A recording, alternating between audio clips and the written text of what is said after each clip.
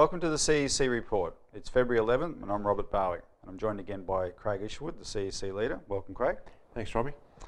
Today in the CEC Report, we're going to discuss how Kevin 007 is pushing World War III. This is your sound economy. And finally, Burke, should Australia grow more food?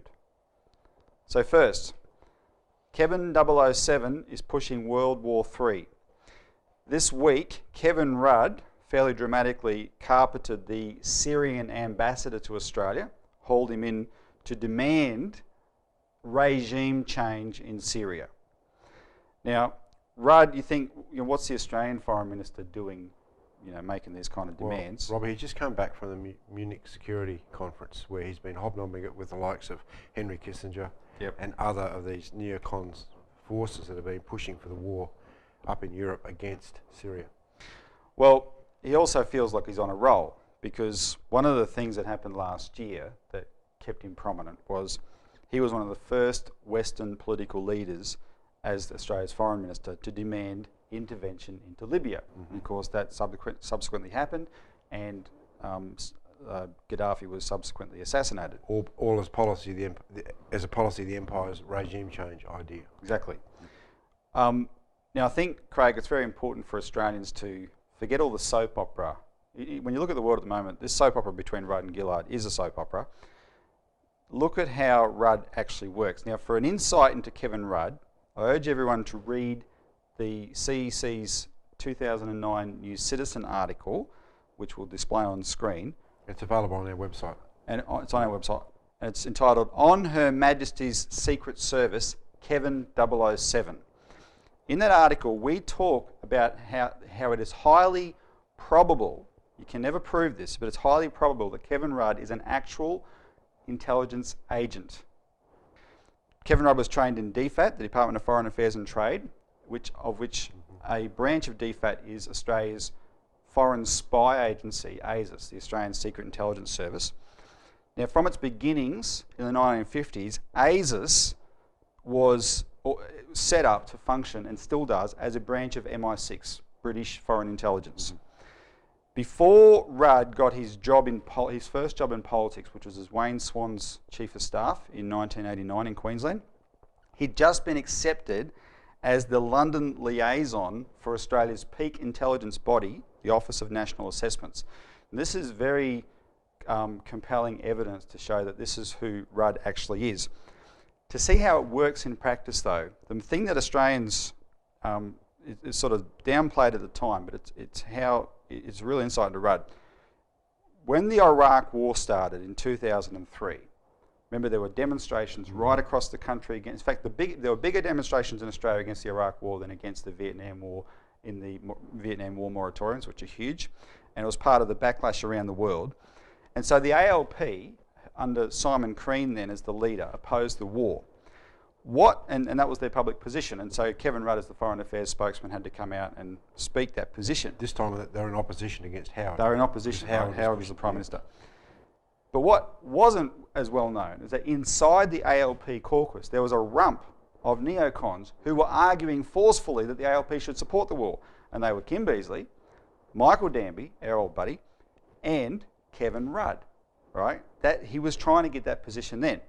Well, everyone knows it was a disaster, but one of the points we've been trying to make is we are seeing history repeated with the same type of lies, weapons of mass destruction, etc., to justify an attack that will be even more disastrous. And Rudd is, on behalf of the Australian government, is continuing what he did then. He's aiding and abetting this present British Obama war drive to topple regimes all across the Middle East. Craig, isn't what he's doing taking us straight into World War III?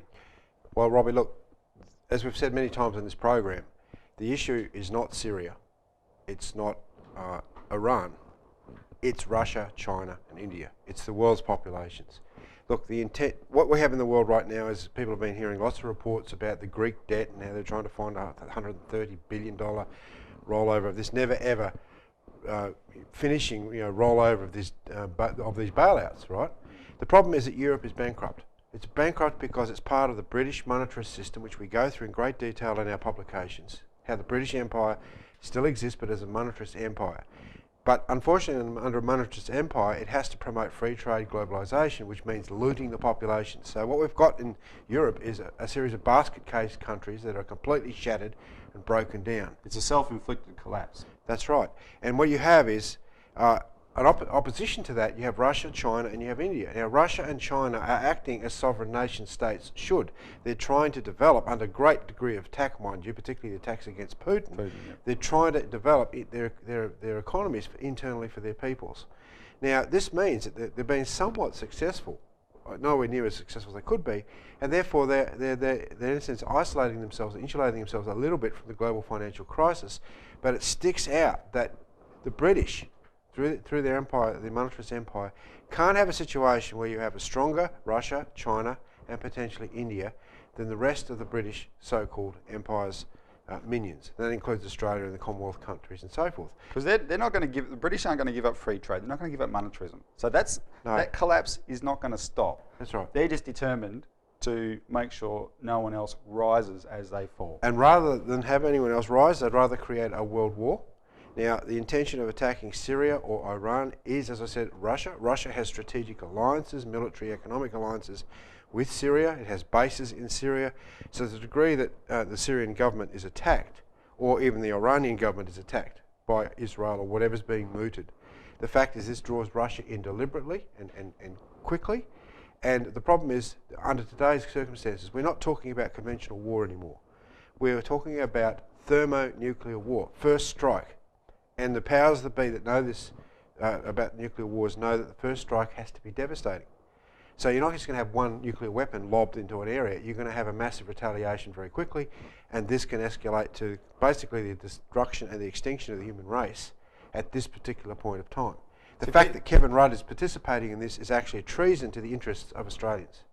Yeah, because people, Craig, get too scared to take this seriously. Because it's a terrifying concept, but they don't want to think through the fact that what do states do when their sovereignty is threatened? And the bad news is we are on the side of the people doing the threatening. Yeah. Right. And even China, because people tend to sort of look at Russia in a certain way, but even China, which has not demonstrated any kind of idea of taking over the world or whatever. They're not going to just sit back and watch regime after regime after regime be toppled by outside interference, knowing that the people doing it, coming out of London and think tanks in America, have on their books China as a similar target and Russia as a similar target. Well, I think in history, Robbie, go back and look at the fact that China was targeted specifically through the Opium Wars by the British Empire. If you have a look, in fact, in places like Sudan and so forth, it's the Chinese going in there, helping to develop those black African states. So consequently, you see this real racist element from the British Empire against populations that are anything other than white. And of course, we talk about this principle of, culling the human race, leaving the white races through the eugenics movement and so forth. Horrendous stuff. But unless people have got the courage to look at this and look at what's actually driving, ideologically driving this, then there's no solution. And Rudd he's part of the Gillard government. It's completely lawful that he would have to, toe the line towards these sorts of horrendous policies. All right, well, we better leave it there. So when we come back, we're going to discuss just how sound is the Australian economy.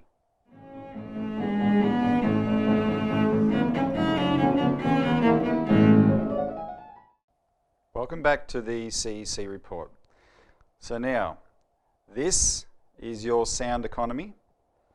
Here's a list of recent economic highlights in Australia. Or lowlights, Robbie. Well, I don't know how economists look at these things, Craig. Let's let the viewers decide, perhaps. Okay, Westpac is laying off 560 workers. Alcoa is planning to lay off 600 workers in Geelong. Toyota is shedding more than 350 jobs in Altona.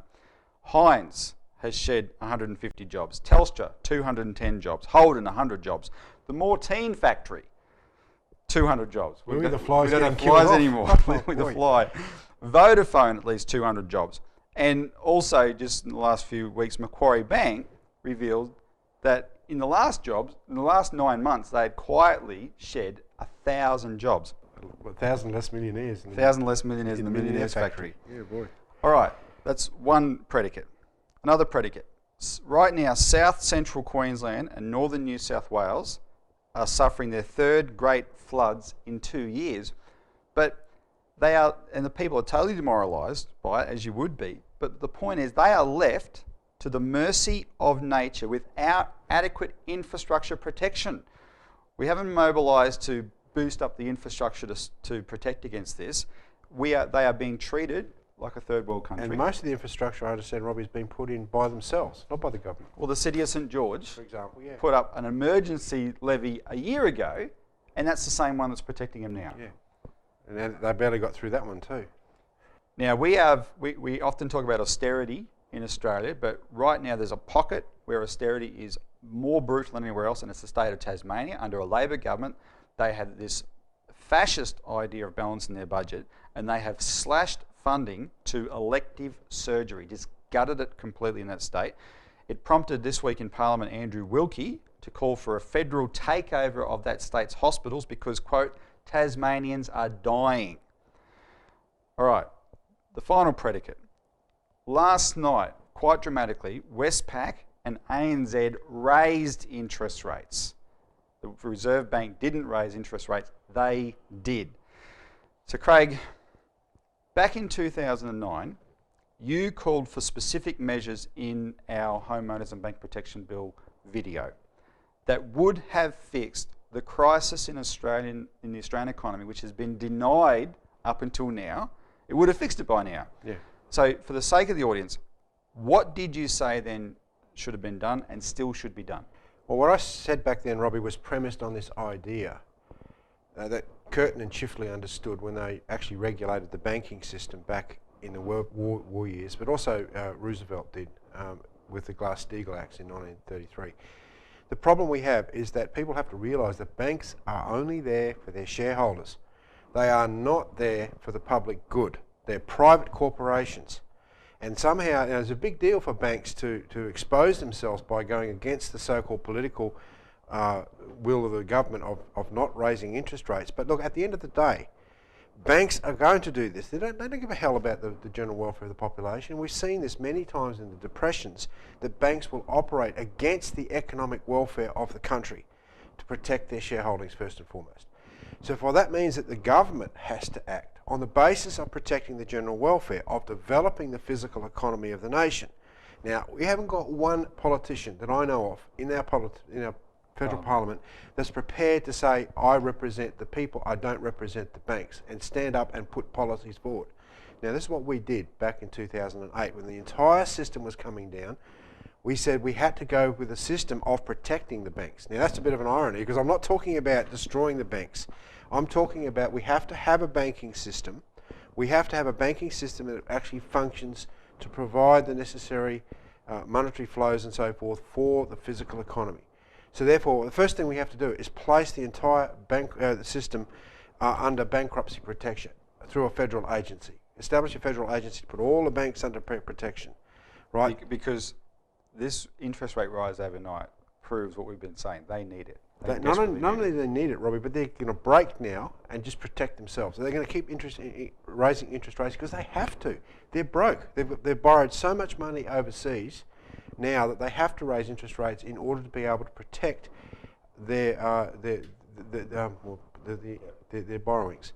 So that's the first thing. But as you're doing this, you don't just protect the banks. You have to protect the general population. Therefore, we would freeze all foreclosures on homes, right? And also included in that would be family farms. You can't have a situation where, because interest rates are going up, because the banks are forcibly pushing interest rates up, that you end up pushing more and more people out on the street because they can't pay their mortgages. No, housing is a crucial element, basic economic infrastructure for the entire economy.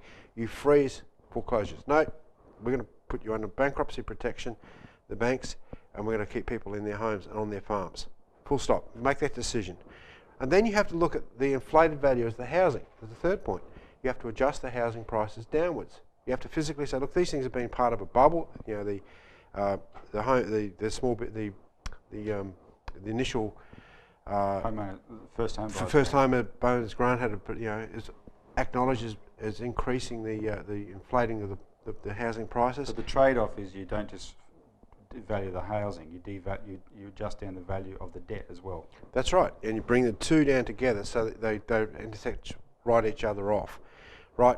Then you actually reduce interest rates, because under a banking system that's protected under government control, you don't have to be governed by international influences, right? And you get out of this this idea of the casino economy based upon interest rates and gambling, which they call the market, which is covered then by these things called derivatives. You've got interest rate swaps, you've got credit default swaps. Credit default swaps, which have been causing enormous numbers of problems. These are run by third-party hedge funds and so forth, and they literally break the back. They destroy the capability of running a healthy banking system. These have to be cancelled, and this is part of the international Glass-Steagall proposal that Mr. LaRouche has put forward that people can read about on our website. But finally, what we actually have to do to fund all this is we have to re-establish our own national bank. Not a national bank on the a national bank, I should say, on the basis of a government-owned bank that's there to create the credit necessary to fund the large-scale development of infrastructure in our country. Because what you're effectively doing with the national bank in this circumstance, you're recapitalising the economy, but in a healthy way, putting money back into the things that make the real wealth of an economy. Not as debt. As it's done now, as debt. The banks loan out money as debt. With the government, you say, we want to build this railway line or this port or this particular piece of infrastructure. We are going to create the credit necessary against that future asset of the nation. Very big difference, Robbie. So that's how we have to look at the entire banking system. And of course, we go through this again on our Homeowners and Bank Protection Bill DVD that we put out in 2008. Every bit of that DVD is coming to the fore right now again. Yeah, I mean, to reiterate the point we made last week, when we put that DVD out, all that happened since then was more bailout measures to temporarily put off this point. We're back at it now. And our banks are in the same crisis now. The DVD is more relevant than ever. And I think some of the statistics that we referred to have actually become more hidden because the governments tend to cover their arses a fair bit when it comes to this sort of collapse. It's very politically sensitive. All right. Okay, so finally, when we come back, we're going to talk a question for Tony Burke. Should Australia grow more food?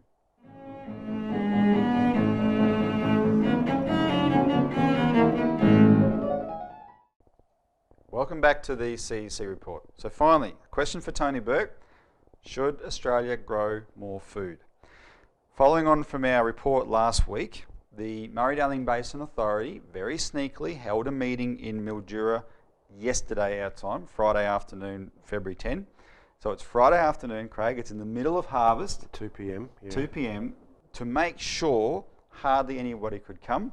Furthermore, this MDBA, a government agency, put an ad in the paper advertising the meeting with the wrong date on it. And that's just a mistake. However, despite their best efforts, the CEC was there. Now, I want to play you a clip of what Glenn Isherwood asked Burke directly in question time, and the clip speaks for itself. All right, Glenn Isherwood from the Citizens Electoral Council.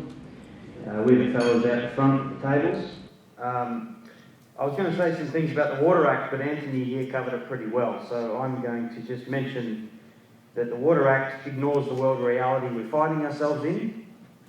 We have a projected population growth to 9 billion by the year 2050, and I struggle to find where in the Water Act it even addresses that reality, given this is our food bowl and that we have to feed millions of people. So that's the first thing. But one of the things we're getting out here is a DVD that points to the fact that the scientific competence behind this plan is nil to, there's no scientific competence behind it. One reason is because it precludes any development and basically tries to hold the system in a static equilibrium. This idea of an ecosystem, that everything is unchanging. When really we do have a growing population, we have to address that reality. But human beings transform nature. That's what technology does. But we can't say that 250 years from now we'll be looking at the same territory. This is an oasis. Mildura is an oasis where, when the Chaffee brothers came here, it was a desert. So if we're all sitting around here, when the Chaffee brothers were here, we'd be saying ecosystem, and we'd be talking about the desert. But there's not a desert now. What will it look like in 200 years? That's the point. That our scientists are incompetent when they try and talk about the nature being an ecosystem. So anyway, check that DVD out. Finally, Tony Burke, I want to ask you this question. You happen to be the water minister, but you're also the population minister. And so far, I haven't seen today you ever address the reality that we have a growing population. This is where the food is grown. What policies have you put forward? What proposals do you have to make sure that we in Australia can feed the world, feed 60 million people, but more than that? And how do you expect that to happen under a plan that at every opportunity is taking water from our irrigators, that does not put forward any large-scale infrastructure development projects? And I think it's a question. You have a moral responsibility as a government minister to be growing more food in this area, not less. And I would think that you should be drawing up some blueprints for that type of development. Thanks, Glenn. Straight after this question that Glenn asked, he got to speak to Burke directly, personally, for about 3 to 4 minutes. So Glenn followed it up with he sort of honed the question. He asked Tony what his personal view was. Should the Murray-Darling Basin be producing more food or less food? And Glenn reports that Tony stood like a deer in the headlights. He did not knowing what to say in response. He then delivered his oft-repeated line that it was not the government's job to tell people what to grow with their water. So Craig, Glenn's question is as specific as it gets. What does Burke's response tell us? That he supports population reduction. That's the only conclusion. The Gillard Ministry for Population is a ministry for depopulation. This is consistent with the Fabian socialist idea of destroying the capacity for nation states to develop themselves and particularly their populations. Judah Gillard is a Fabian socialist, but there's many members of them as well. Look, it's clear that Tony Burke has been put in there for the political hatchet job of shutting down the Murray-Darling Basin. This is genocide. It's genocide based on the whole lie that there are such things as ecosystems that have to find an equilibrium in this world. I think Glenn made the very, very good point about the fact that this entire area of Mildura was a desert. I mean, it's the same with Griffith. The place where we were getting our rock melons and watermelons for the last month was a desert before mankind came in and actually changed it. Now, Ruined it if you're a greenie. well, that's the whole problem. Ruined it on the basis of the fact that mankind, if is allowed to develop the scientific and technological capabilities, can come and transform the biosphere to be, and particularly the farming areas, to be far, far more productive, and therefore support more people. Well, thanks, Craig. Unfortunately, we have to leave it there, but just to make the point, we are giving them the rope by which they're hanging themselves, these guys. They are proving every time we confront them that everything we've charged them with, we are right. And just for the audience, that's why this fight must be fought, and you've got to fight it with us. So on that note, thanks for tuning in, and tune in next week for more developments.